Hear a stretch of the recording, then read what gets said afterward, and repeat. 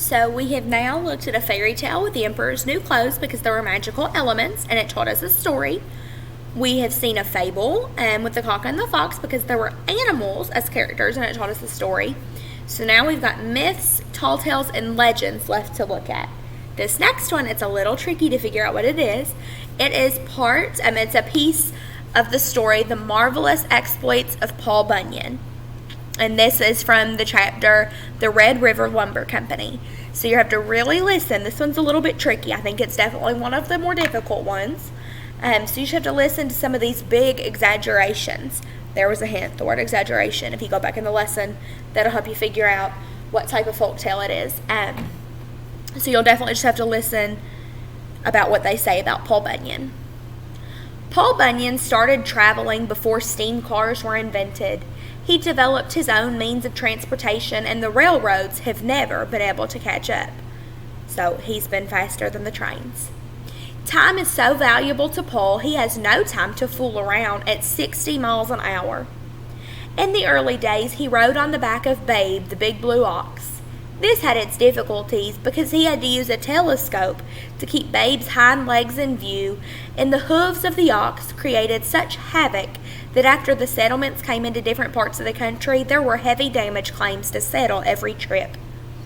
Snowshoes were very useful in the winter, but one trip on the webs cured Paul of depending upon them for transcontinental hikes.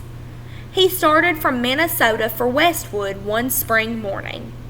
There was still snow in the woods, so Paul wore his snowshoes.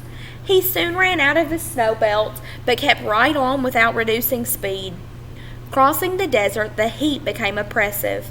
His mackinaws grew heavy, and the snowshoes dragged his feet, but it was too late to turn back.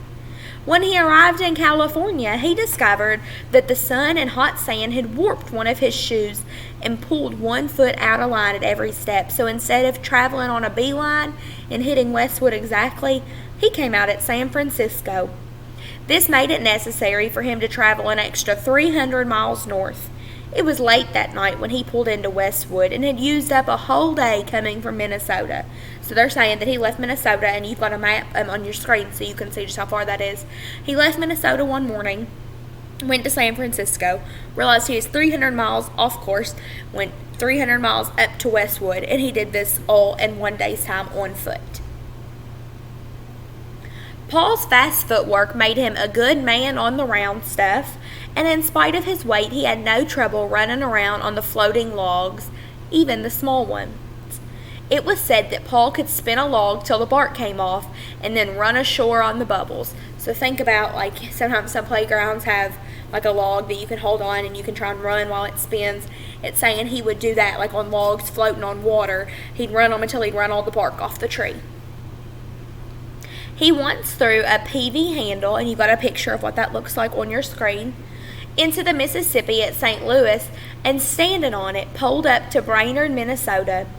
Paul was a whitewater bucko and rode water so rough it would tear an ordinary man in two to drink out of the river. So that was Paul Bunyan. You'll want to decide if that was a legend, a tall tale, or a myth. And then answer your questions and be ready for our last one.